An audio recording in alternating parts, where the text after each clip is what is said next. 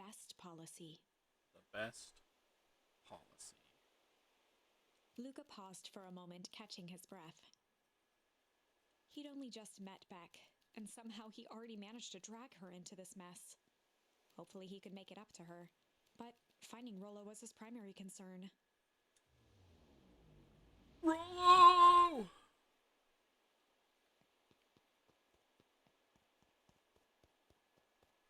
Oh, obviously I can't walk over it.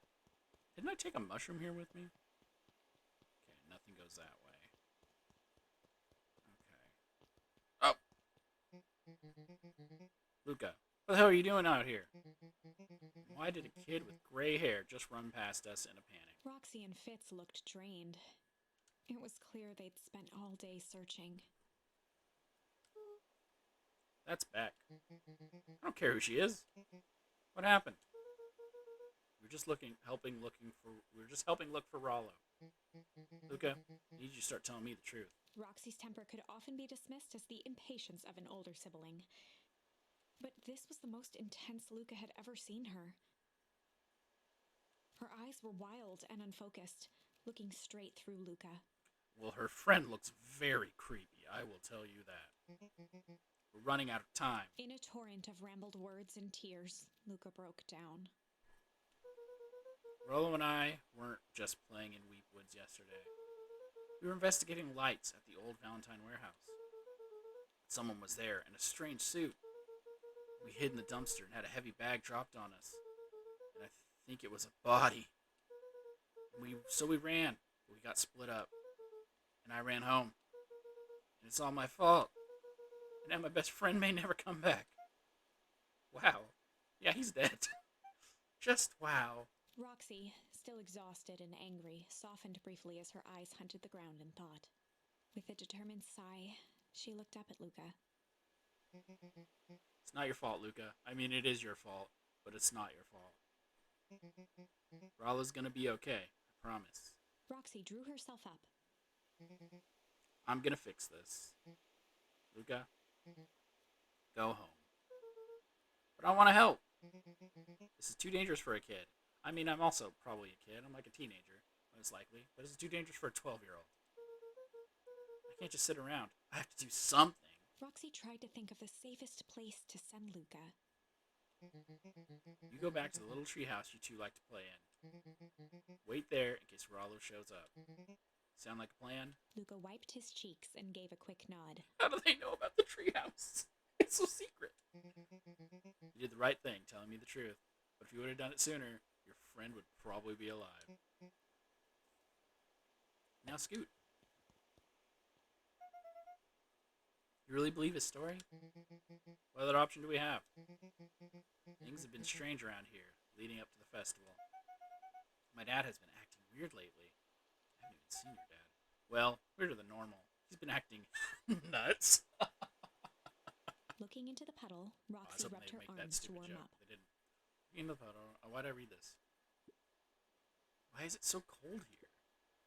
This place gives me the willies. Wait at the treehouse in case Rollo shows up. No. Well, I'll be taking another shroom, I guess. So I'm pretty sure that's what actually happened. We touched the shrooms. The Valentine, both figurative. We touched the shrooms.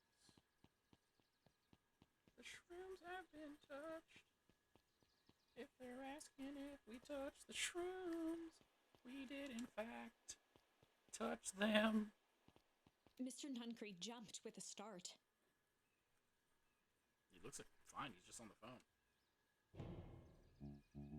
Whoa, don't sneak up on an old fella like that, unless you're your grandma. Sorry. Who are you talking to? What? Luca motioned to the phone booth. Oh, no. I was just checking because I thought I heard it ring. But the dang thing never does, of course. Yeah, I've never seen anyone use it, really. The whole thing's a waste of money if you ask me. Any word from Rollo yet? Not yet. Long time for a boy to lose his way. Rollo knows those woods too well to get lost. Suppose you're right. Silly boy's antics have this whole town worried sick. Antics? We all know Rollo likes to play his little pranks. You think this is a prank? What other possible explanation could there be? It's not like we killed him like we killed your mother. He's not playing a prank, and he didn't get lost. Someone took him. I know it. How would you know that? Because I accidentally got killed in the first time. Unless. Okay, is there something else that you know? Mr. Nuncreed gently placed one of his substantial hands on Luca's shoulder. Dang it, boy. Is there something you know? Something that could help your friend? You can tell folks. Luca peered up at Mr. Nuncreed. Kind eyes warmed a stern face. There was a deeper emotion hiding beneath it all. It was subtle, but Luca could sense something eating away at him. Oh, mine's an I for Luca, and then it's a moon for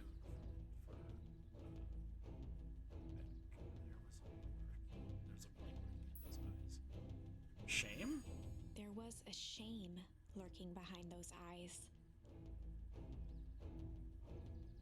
A deep sadness.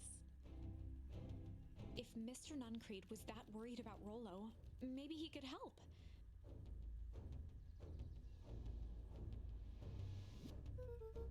Yesterday, Rollo and I were messing around at the old Valentine warehouse. Mr. Nuncreed raised an eyebrow. Both of you? You were with Rollo when he went missing? Not exactly. I was hiding in the dumpster. The dumpster? That's why you smell like that. What are you doing in there? First, we were just looking around. Then someone in a strange yellow suit came and dumped something on us. We both got scared and ran. That was the last time I saw him. Got scared by some garbage? Well, that's why you don't go skulking in someone's dumpster. But it wasn't garbage. I think it was a body. I'm sure it was just some trash. Look, kid, I didn't want to get involved in a murder mystery. I just wanted to tell your friend to stop playing pranks. No, there was a name tag. It said Deep Engineering. Mr. Nuncreed's shoulders slumped. Wish you wouldn't have said that. A deep sigh bellowed from his chest. Now I have to kill you. Why did you have to? You tried, Luca. God knows I tried to keep you safe. Luca attempted to take a step back, but Nuncreed's hand clamped down on his shoulder. You Van Horns just couldn't help yourselves, can you?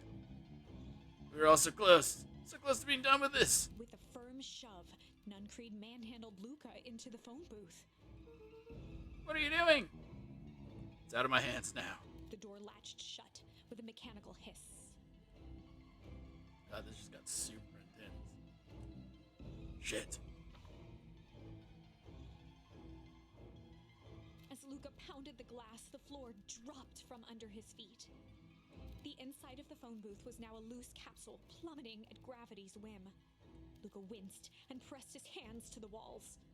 As he braced for impact, the capsule hurried to a surprisingly smooth stop.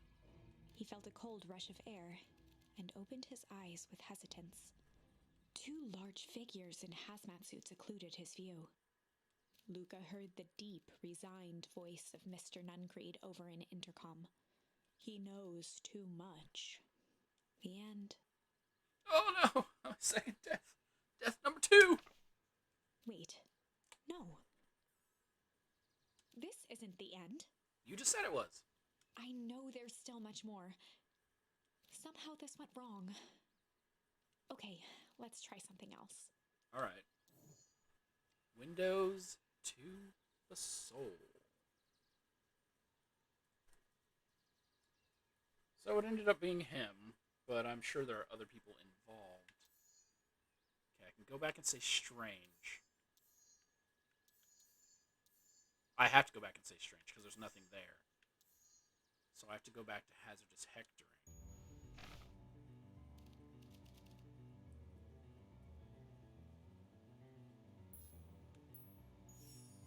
Well, time to bust out the strange. Time to bust out the strange. Alright, Luca. Looks like you need a little mud bath. Hmm? What's wrong with you, new kid? We're about to pound your friend. Beck stared in silence, the only sign of life being the twitch of an eye. It's weird when people don't talk. Yep. Stop being a weirdo. Hello? You're some kind of a wacko? Makes sense. Makes sense. Wackadoos travel in packs. Eh, Dud? At the sight of Iggy taunting Beck, something in Luca snapped. Iggy's smirk shifted to a look of shock as Luca launched himself into his stomach. With his antlers and pierced him? Ah! Oh no, Iggy's he's gonna clothes die. were drenched in the glowing ooze. You jerk. My clothes are ruined. I'm gonna... Iggy's voice began to slur as he struggled to get up. Struggle. Struggle is real, Luca.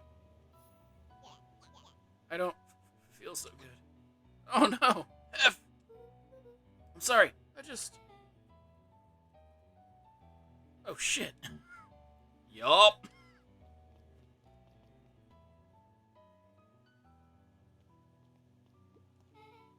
That was intense. Iggy's gonna be okay, right? No, he's dead. Nothing about this seems okay. The person at the warehouse. This strange ooze and what it did to Iggy. Was Rollo caught up in all of this?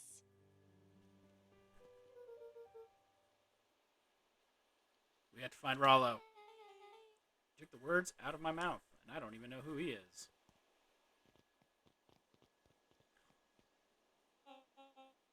Whoa there, little buddies. Startled me. What in the dickens are you up to in this part of town? We were just looking for Rollo. Oh, you haven't heard the good news. Rollo showed up safe and sound a bit ago. Really? So where is he? Or where was he? It's really funny. He just got a little turned around in the woods. They can be disorienting, you know. I am starting to get that impression.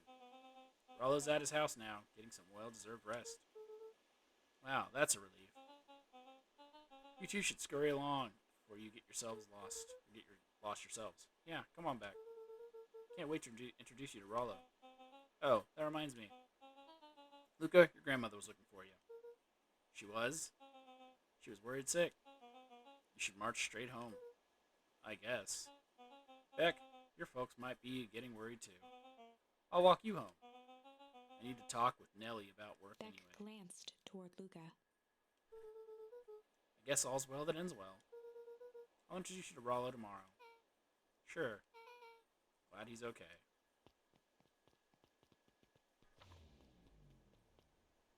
Rollo was safe. A wave of relief washed over Luca, which was quickly replaced by a sense of dread. Gran is going to kill me. If he hurried, he might just make it home before sundown. Chapter 4. This was chapter 4.